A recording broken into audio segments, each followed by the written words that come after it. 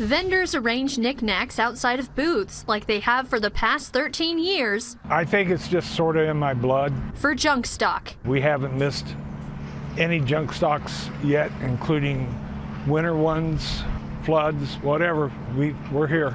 And this is where they piled the junk that's not for sale. It's debris from a tornado that swept through the area on Arbor Day. The owners of Junkstock, John and Sarah Alexander, took cover with their family in their basement.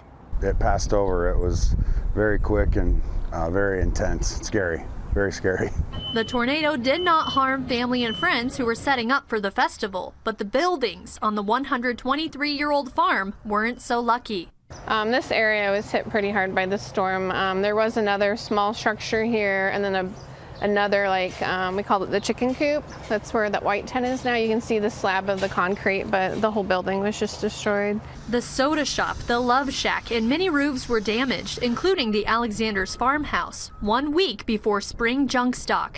You know, we have almost 200 different businesses that I wouldn't say depend on this event, but it's a big part of their yearly income, and it's our income. When the skies cleared, hundreds of volunteers came to the rescue the next day, clearing trees and removing debris at Sycamore Farms.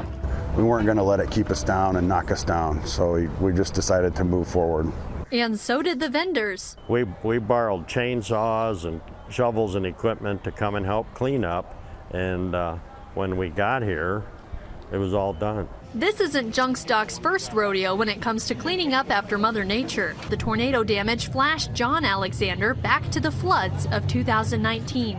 Honestly, this is better than the flood because it seemed like the flood touched everything. You know, every surface of our whole farm was in mud. While it may seem more fitting for this year's event to be themed after the Wizard of Oz, this year's Junkstock brings to life Alice in Wonderland. People who come onto the farm are going to see these really whimsical, giant, kind of a version of Alice in Wonderland with giant teacups and flowers and Mad Hatters. Visitors may notice missing pieces on the site, but the community is just happy to see Junkstock continue. Could have been a lot worse. We're very lucky.